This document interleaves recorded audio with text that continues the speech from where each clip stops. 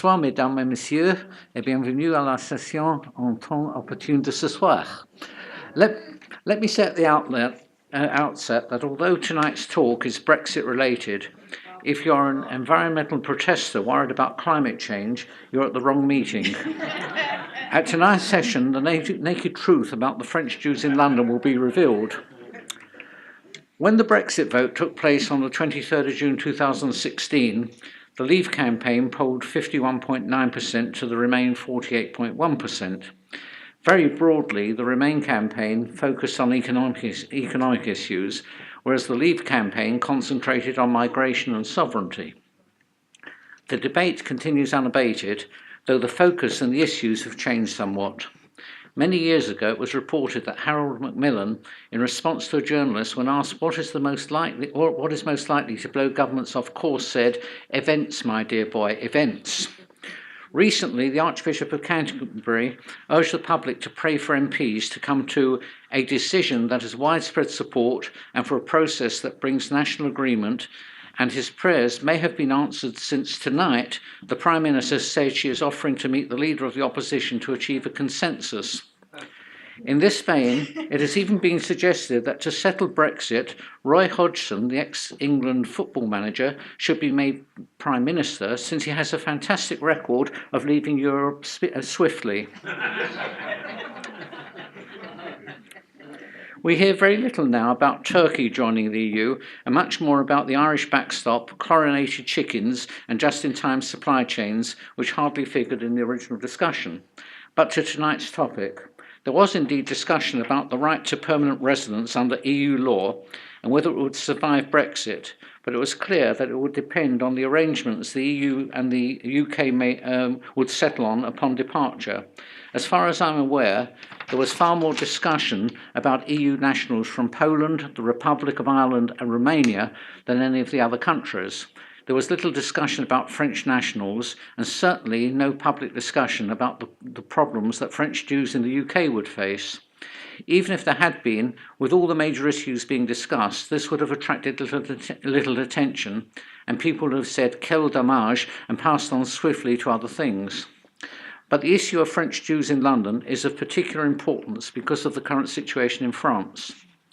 This week's Jewish Chronicle, which carried a news feature, "There is no future for Jews in France," gives a greater sense of immediacy and urgency to the issue of what French Jews in London should do post-Brexit. Who better to deal with this topic than Michel Huberman, the creative director of Harif, who lived in Paris during the 1980s, running a fashion business in the Saint-Pierre amongst the French Jews, and continues to have a pied-à-terre in the community. She is the CEO of a fashion international manufacturing organisation and was, I believe, the inventor of holes in denim jeans. Oh, where did you find all of this information? She is the author of the successful Fashion Magic, Fun Ways to Decorate Your Clothes, and pioneered in-store demonstrations at John Lewis. She has appeared on the TV programme The Clothes Show and was at the first NEC Consumer Show. She has successfully designed and launched new products and demonstrated at over 500 exhibitions in the UK, USA, France and Norway. In 2000, she was a major award winner of the Female Inventor of the Year Awards for the foiling wand and has a permanent demonstration space in Hamleys Toy Store in London for one of her best inventions, the Write and Rub foiling pen. Please welcome Michel Huberman. Thank you very much. Well, thank you very much for inviting me tonight, and thank you for doing all of that research. I'm not sure what websites you found this on, but that's good to know that all of that information is out there. Well, I'm the creative director of Harif, which is an association of Jews from the Middle East and North Africa. I've left these around for everybody. So we've got a poster over here, which just has got a few figures, but I know a lot of people focus on that when I'm talking, but you can just take one of these, there's some at the back, and you've got information there. Before I start with the talk, I'd like to just play the promotional, it's only 2 minutes, about Harif, and then I'll start the talk. For almost 3,000 years, Jews lived in the Middle East and North Africa.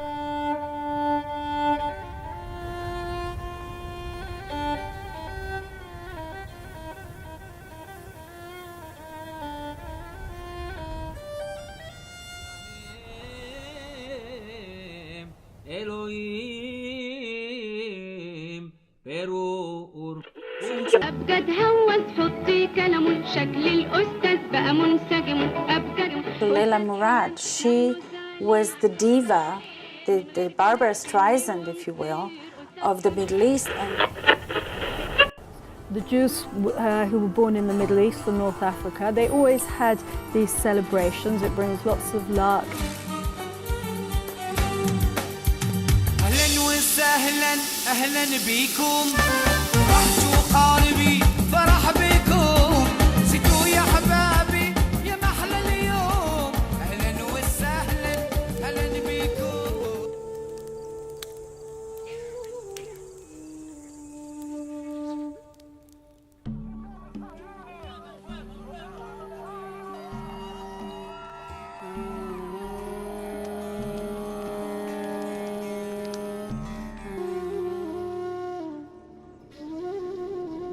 850,000 refugees driven from their homes.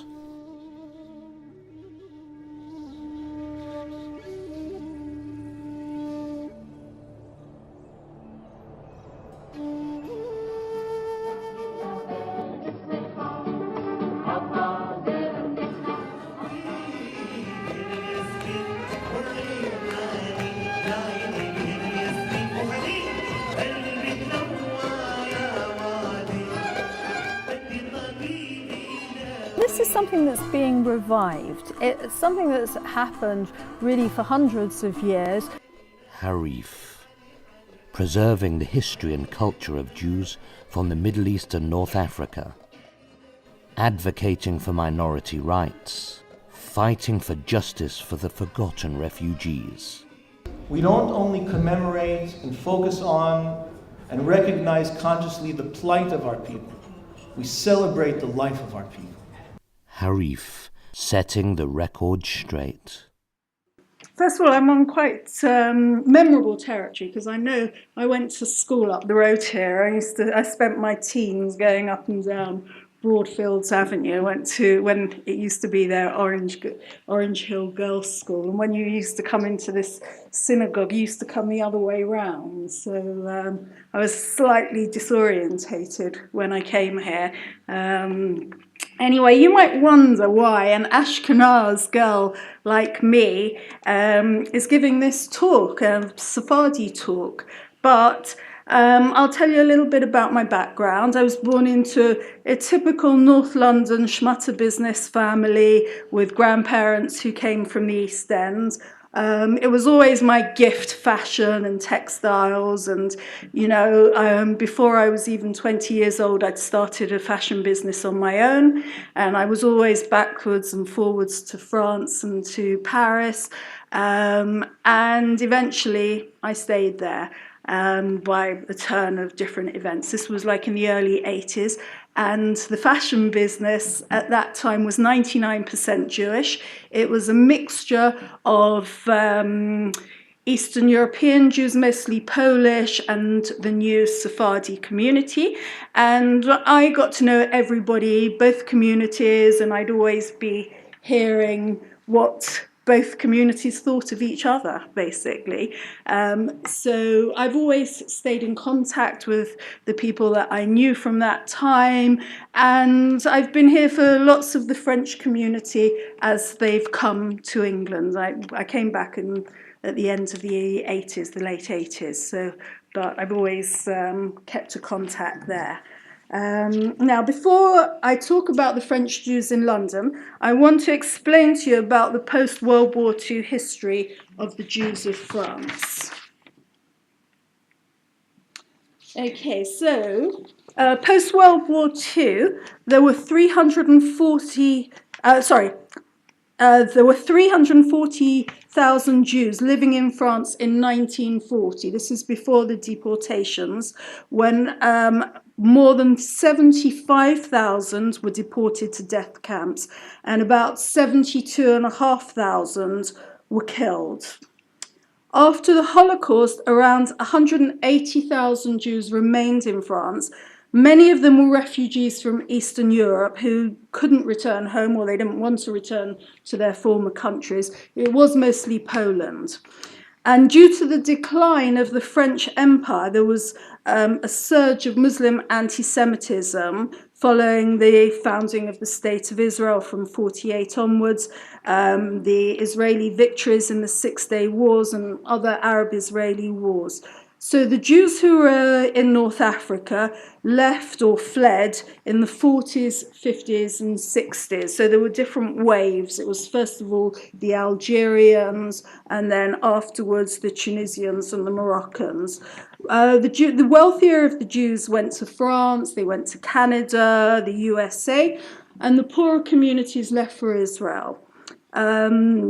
You were always aware when there was a wedding on that family would always be coming from around the world. It wasn't just family who were coming from, from Paris. It was always international. French nationals also left the French colonies, and they were called Pieds Noirs. And it originally referred to the Christians from Algeria, but it was a term afterwards that was used to describe the Jews as well. Pieds Noirs means Blackfoot, so there's lots of reasons why. Some people I know said it's because we were so poor and we didn't have shoes, but it's a term that was used for all of the non-Muslim North Africans. The Jews fell under this label. Now, by 1951, the Jewish population totaled around 250,000, and between 56 and 67, there were another 235,000 Jews from Algeria, Tunisia, and Morocco who emigrated to France. There were also Jews who came from Egypt after the expulsions in the 50s. So by 1968, Jews from the former French colonies in North Africa constituted the majority of the Jews of France, and they've since had a significant influence on the nature of the French Jewish culture. So by the 1980s, when I was there, the community was actually around 600,000. It was the largest in Europe. It's shrunk a little bit now. Today it's estimated at about 460,000.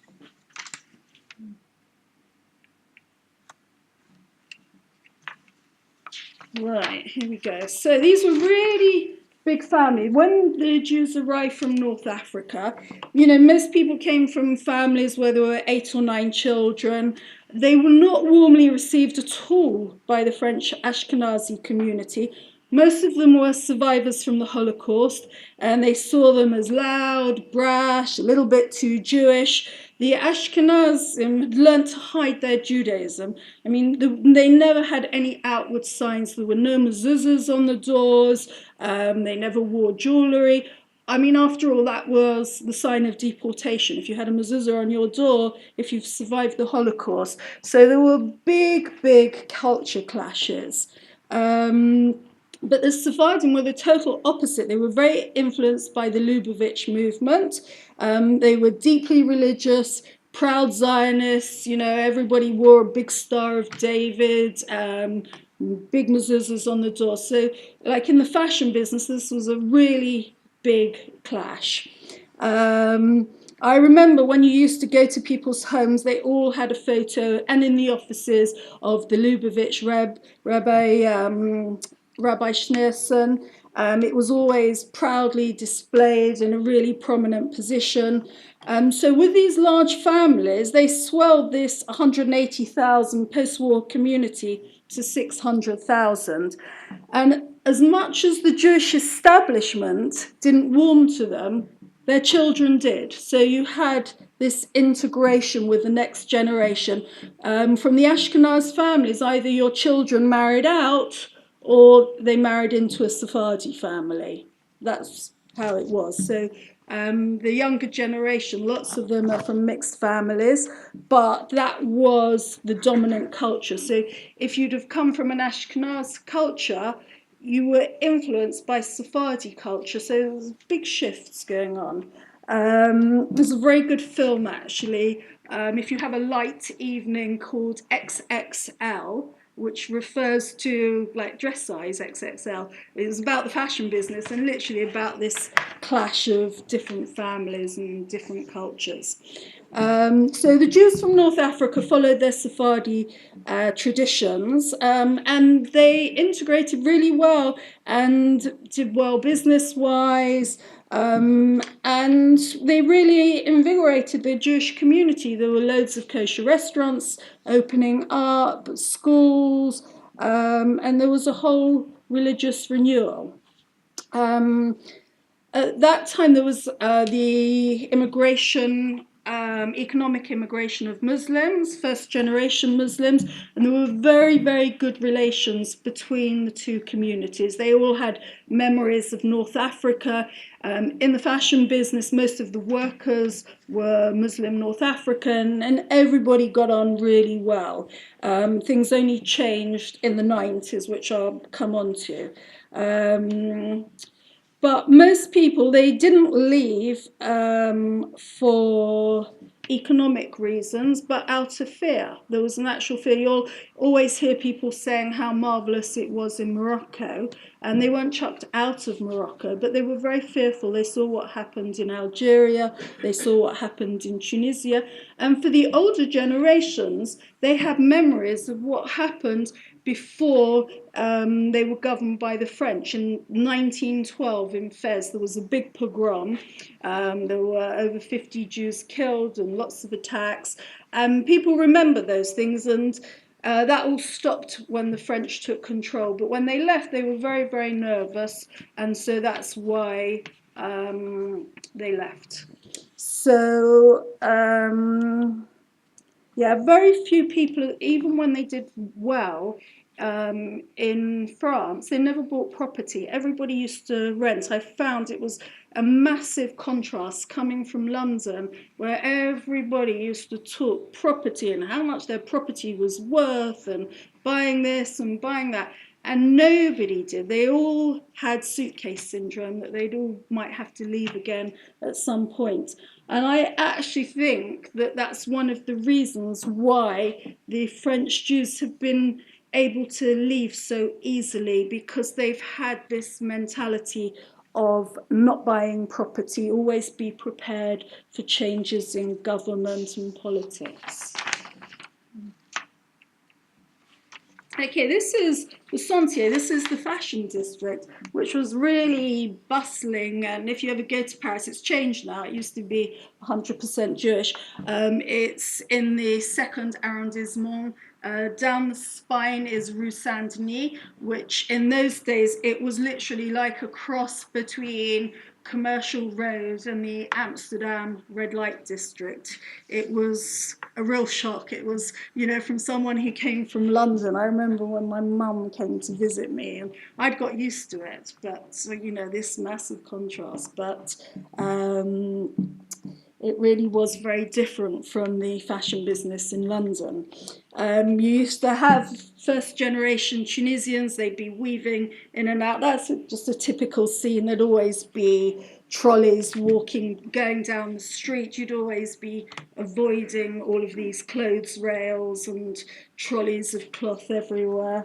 That's a picture in the corner of my business. That was the frontage. And fortunes were made at that time in the 80s in the fashion business. There were big labels. Guess was a Moroccan company, Blanc Bleu. There were loads of big fashion labels that were made at the time. And there were also loads of kosher restaurants, because the North African community was strictly observant, so this flourished all at the same time.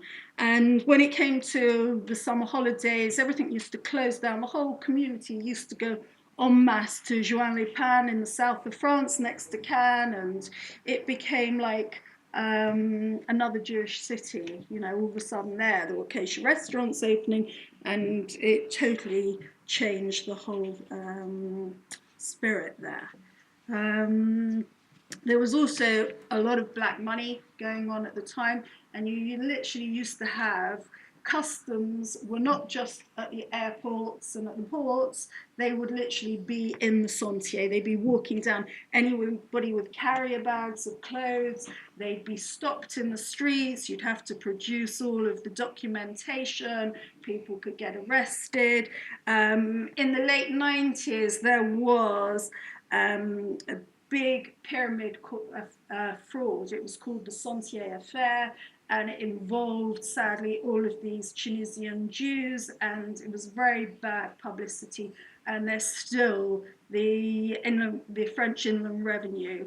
They're literally over in Israel on the beaches trying to find the people who were involved. I've been told by people they literally go to the beaches listening for the French, trying to locate who was involved in this. Obviously, very, very bad publicity. Again, great film to watch if ever you get a chance. La Vérité si je mens. It's a French film. It's all about the fashion business.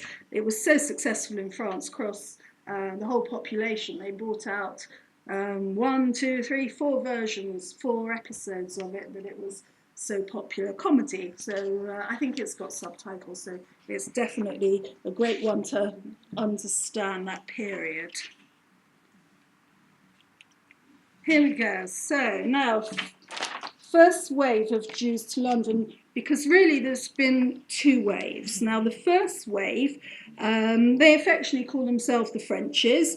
These were the ones who may have fallen in love with somebody either in France, on holiday in Israel, and they've assimilated well. They've often taken on the Ashkenaz traditions of their partners. Many of them came from much more religious homes. And later, a lot of the men started their own communities, their own synagogues, starting off in their homes with little minions, which they've expanded. I mean, this community has really grown. A lot of the United Synagogues have now got French services. You've got Sephardi synagogues attached. You've got in Stanmore, you've got Sephardi Synagogue, Kinloss, you've got the Persian one upstairs. In Hampstead Garden Suburb, in St John's Wood, you've got upstairs a whole French community, and Chez Shalom, and also Marble Arch Synagogue, so as well as all of these little independent synagogues. And at that time there was no Eurostar. Everybody travelled by plane, hovercraft, ferry. I remember those times at Calais waiting, bad weather, the hovercraft would get cancelled and you'd be on the ferry and what have you. Okay, now something happened. There was an organisation, a movement, which was called SOS Racism, Touche pas à mon peau, which was an anti-racism movement, and most of the participants were young North Africans who protested against racist crimes, and they had the full support of the Jewish community. It translates as "don't touch my mate, my buddy." But what happened was in the 90s something changed. And the second generation North African Muslims who lived in the banlieues, you hear people talking about the banlieues, that's the suburbs on the other side of the periphery. So you've got like the ring road that goes around Paris. If ever you come into Paris on the bus or what have you on the coach, you see all of these high-rise blocks around, especially northeast Paris. And they suddenly the Muslims started identifying themselves with the Palestinians. That was their cause. I think a big contribution to this was the new cable TV stations, particularly Al Jazeera, had a massive influence.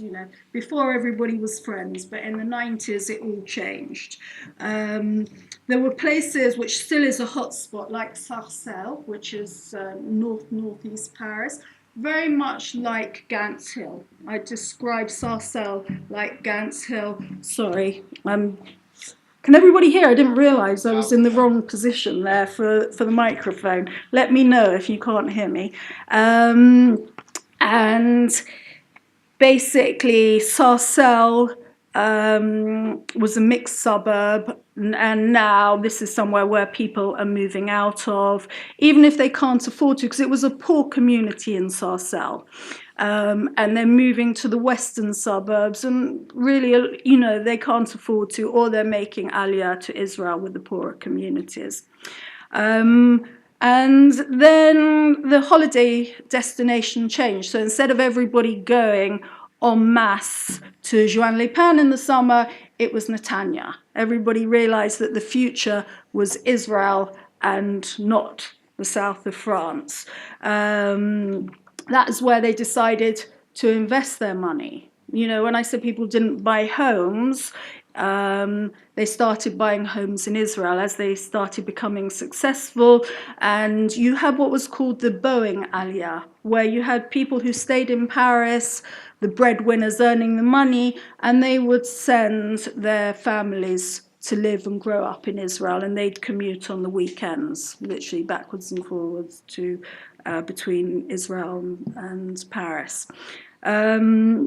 Now, a very big turning point was in 2006 when Ilan Halimi, he was a French-Moroccan young lad, and he was tortured and murdered for being a Jew by a gang of Muslims. It was the most brutal story ever. How many of you have heard of it? Okay, oh good, but not everybody, okay. I remember at the time I was always following French news, and I was literally writing to the Jewish Chronicle to report on it, and they literally put something very small 2 weeks after it happened, when it was massive.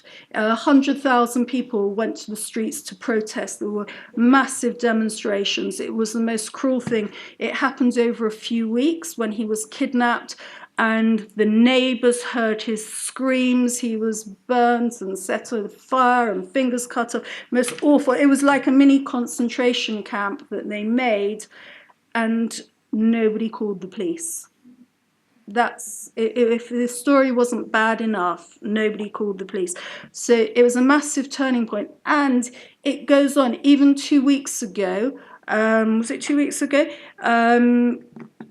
A couple of weeks ago, 2 trees, sorry, that's why I'm mixing up the numbers, 2 trees which were in his memory in different parts of Paris were desecrated. One was chopped down and the other one was cut up. I mean, it just goes on. It just goes on. It doesn't stop.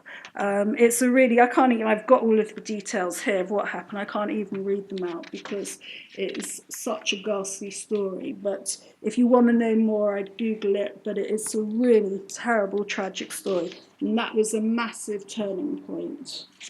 Okay, so this is the sad major incidents, okay? So in March 2012, you may remember the Toulouse school murders by Mohammed Merah. He killed the teacher, Rabbi Jonathan Sandler, and his 2 eldest children, and the 8-year-old Miriam Monsonego, the daughter of the head teacher. Then in July 2014, you may remember it was being filmed live at the time, there were violent anti-Israel demonstrations in Barbès, which is in the north part of Paris. It followed by a siege of Jews in the Rue de Roquette synagogue, and literally the Jews were barricaded in. It was literally a pogrom. They were literally baying for them outside the synagogue. In January 2015, there was the Charlie Hebdo and the kosher supermarket where 4 Jews died, plus other incidents around the Jewish places that weren't in the media. In fact, I remember reading the French press at the time, and there were so many incidents. There was one in Sarcelles that was going on at the same time. And actually, they had tried previously, before they went to the supermarket, they'd been to a Jewish school, but they couldn't get in because of security outside. They realized that there was no point trying to get in. In February 2015, in Nice, there was a stabbing attack of a Jew. In November 2015, in Marseille, 3 Jewish men were stabbed outside a synagogue. On Friday, the 13th of November in 2015, there were the coordinated attacks across Paris. There were 130 people randomly killed. There was the football stadium, the various cafes, and of course the Bataclan Club. The Bataclan was probably targeted because the owner was very pro-Israel. There had been demonstrations previously outside. He'd actually sold it, but it was associated with somebody who supported Israel. It was in 2009. There were anti-Israel attacks outside the Bataclan. January 2016, a 35-year-old teacher in Marseille was attacked with a matchet by a Kurdish teenager, and a Jewish councillor in the Paris suburb of Créteil was murdered in his own apartment.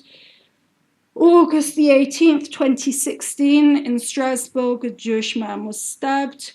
In 25th of January 2017, not a murder, but a turning point that Georges Bensoussan, who's a historian well known for his history of the Shoah, of the Jews of North Africa, he had a trial for inciting hatred because he had discussed during a TV, he quoted an Algerian sociologist that his words were that France could not hope to integrate its Maghrebi immigrants unless it recognized that these immigrants imbibed anti-Semitism with their mother's milk. So he was up on racism charges over that. He's since been acquitted, but he's been sacked from his job at the Shoah Institute, and he's now making Aliyah.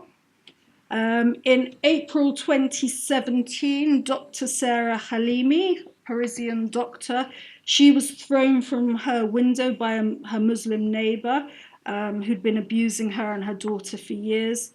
It wasn't reported in the French press, and there was a demonstration outside her home a couple of days later by hundreds of people from the Jewish community, and they were just shouted on by their Muslim neighbors and had bottles chucked down on them. March 2018, Myriel Noll, she was an 85-year-old Holocaust survivor, murdered by two assailants, one a neighbor she'd known since childhood, and one allegedly shouted Allah Akbar as they stabbed her. And then recently, in February 2019, with the Gilets jaunes protests, which I'll talk about afterwards, Alan Finkielkraut, he's a 69-year-old Jewish philosopher and academic, very well known, always on French TV, and he was confronted with anti-Semitic abuse during the protests. Dirty Zionists, they yelled, go back to Tel Aviv. The police had to step in to protect him. Right.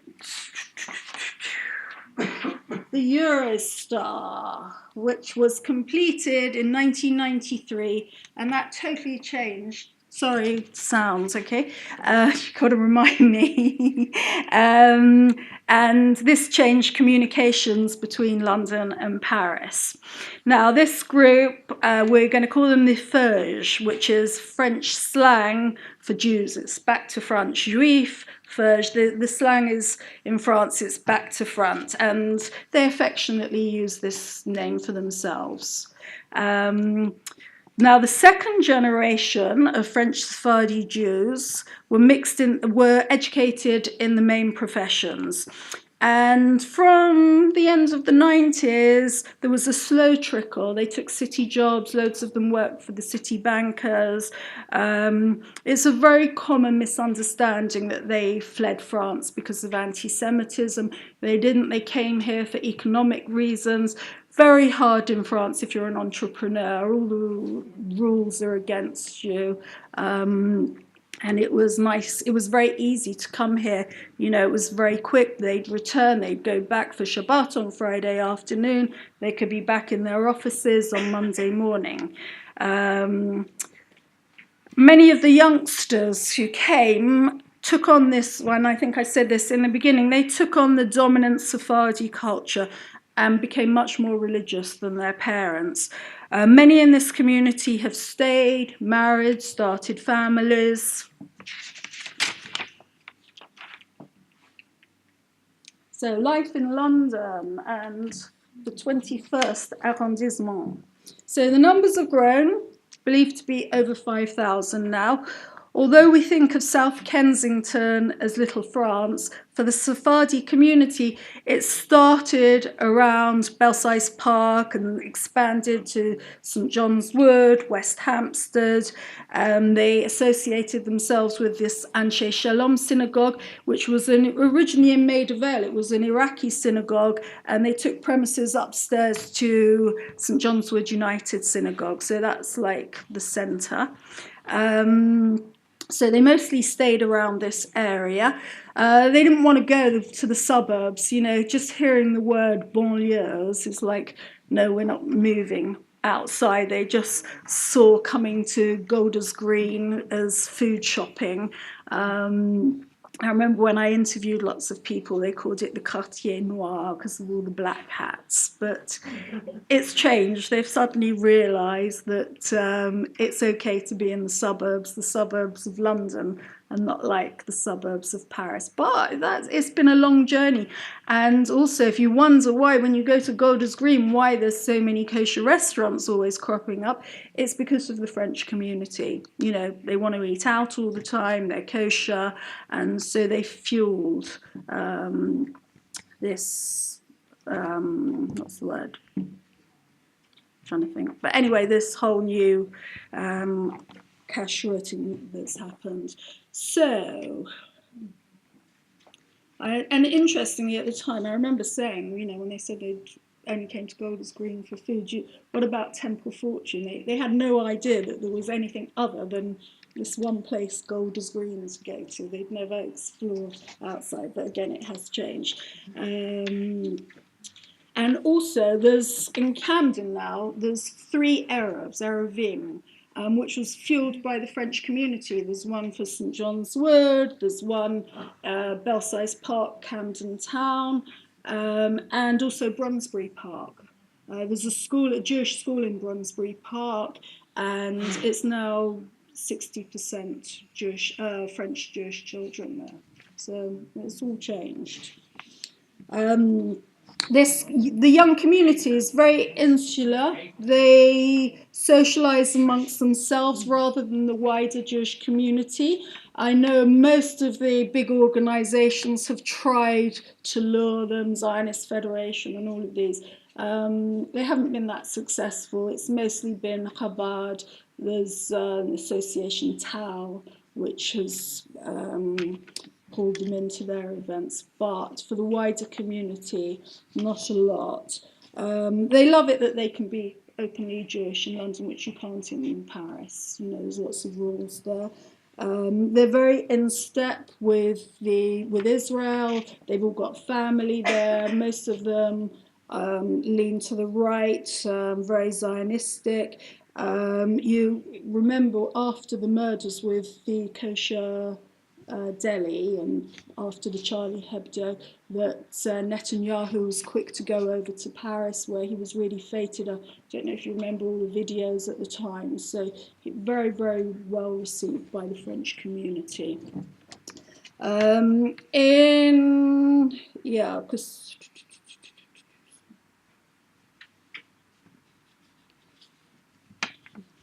okay, so in June 2016, they had their annual fundraising event. They brought the chief rabbi over from France, and they brought a French singer, Gilbert Montagnier, and there were literally hundreds of people there, and they raised an enormous sum of money. It was 180,000 euros was raised for the evening for French organisations, their equivalent of Jewish Care and whatever. So still very attached to France and their families who still remain there. Brexit. Didn't want to do too much on Brexit, and unavoidable because it keeps changing day by day. Now, This charity event that we went to, I can see my colleague Lynn Julius, who founded Harif, who's in the audience, and we were there together. And there was a big black cloud over the community because it was just a couple of days after the Brexit results. The event was at the Roxy, it was near Canary Wharf, it was like at the ends of Commercial Road. And when the French chief rabbi gave his speech, he said how they felt that Boris was their friend, inviting them over from France, being very warm to them previously, and there was this feeling that they'd been stabbed in the back. And there was enormous applause from that. I've interviewed lots of people over the last 2.5 years, and I've heard lots of sentiments over Brexit, and everybody I've spoken to is very, very wounded over the UK decision, and they no longer feel that the UK is their home as they'd previously done. There's a feeling of being stateless. Everybody is really stunned. I'm just quoting, unwelcome, betrayed, shocked, paid taxes here. Some have already left. A few people I know have left. For Israel, other people following their jobs, a lot of them, they're working in the city. This is the second generation I'm talking about. This is the younger generation, not the people who married here and have brought up children here. I'm talking about the young singles. Others are talking about it, going to Canada, America, but no one wants to go back to France. No one wants to go back to France. Question, are the French here to stay? We can discuss that afterwards. For many people, they've got to follow their employers. I think there will be commuting. I think because people are at these schools, like we're talking about the North London Jewish Day School in Brunsbury Park, and if you've been transferred to Dublin, it's very easy to commute, especially as you've seen in your community that older generations, this Boeing generation who were commuting backwards and forwards from Paris to Tel Aviv, I think there will be quite a bit of that happening as well, especially as some of the banks are moving. In fact, when Lynn and I were at that event, Credit Suisse had just announced that the second that Article 50s instigated, they'd be moving to Europe and to make their plans for schools and everything else if they wanted to stay with the bank. So nobody actually knows. I haven't got any answers because we didn't know. I was presuming that we would be knowing a little bit more. So that's still very open. Are the French here to stay? Gilets jaunes. Is this yellow vest movement anti-Semitic? Well, it started out, I don't know who's been following it, it started life as a protest against fuel taxes, but there's no leader. It's broadened out, it's had different interest groups, it's attracted people from the extreme right, the extreme left. When I was looking for photographs, they're there with their kafirs. It didn't start out that way. It was a lot of people from the countryside, but it's taken a totally different direction now. We saw in the previous slide about Alan Finkielkraut and police having to step in to protect him. And also, one of the increases, there have been, lots of, when I've looked at different posters, you can see here, for the bankers to get out, and it's all, there's lots of feeling of anti-Semitic tropes and Rothschilds controlling the finances in France, and so it's really difficult to know whether it's just going to fizzle out or how it's going to form into the future. Now, over here on the picture on the right, we can see a picture of people wearing their vests. Now, alongside the comedian Dieudonné Mabala, who was a Holocaust denier and a propagator of anti-Semitic hatred. And they're doing here the reverse Heil Hitler. It's called the Quenelle. And there they are with their yellow vests. So it's not a good sight. it's not a good sign. Thank you. You've mentioned various reasons why the French have leaving France. You haven't mentioned, I'd have thought, the one major one, which is the rise of Jean-Marie Le Pen and his daughter as well, with the Front National. Is that still a threat in No, France? that's actually changed. It's quite interesting. At the last elections, there was changes, and I was quite surprised that there was a little bit of support. Don't forget his daughter kicked her father out. Jean-Marie Le Pen was kicked out, trying to soften up their image a little bit. Some people have fallen for it. It's a difficult one. It's a very, very difficult one, that. Everybody remembers her father,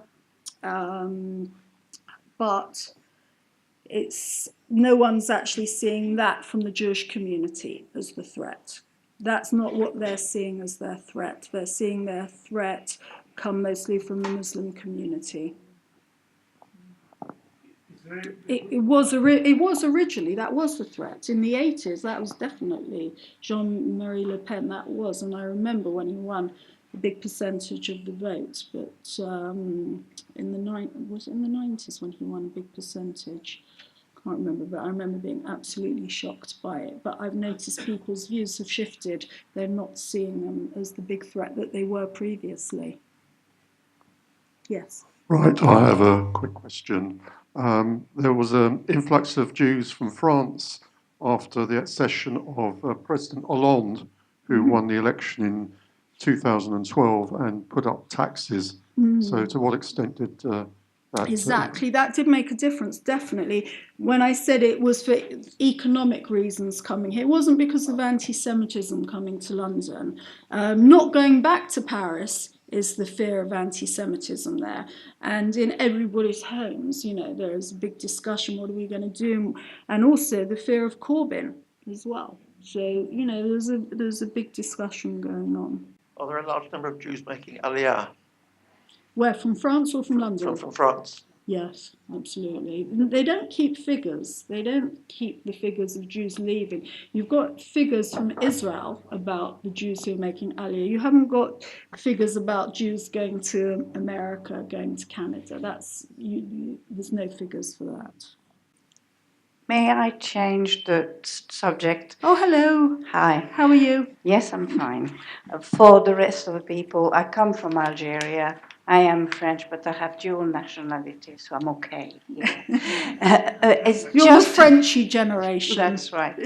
I just wanted to know, you mentioned religious Jews. There are a lot of young people who are not religious, who are totally absorbed in the secular. And my family, all my cousins who are about my age and younger, they are all assimilated. They don't feel that they are threatened at all. So I wanted to put that. That's a good point to put over, because they're under the radar. They're not there. They're not attending the synagogues and the Jewish events. So they are, in fact, and when I was discussing this before with Lynn about numbers and figures, it's easy to get them from the synagogues. But if people aren't affiliated to a synagogue, it's very difficult to know. Like in South Kensington, in places where you've got a large French community, you're not actually sure of the numbers there of who's Jewish and who isn't. It's Jocelyn, isn't it? Yes, it is. That's right. I remember interviewing you about your daughter's henna. No more questions? Well, then it's time to say thank you.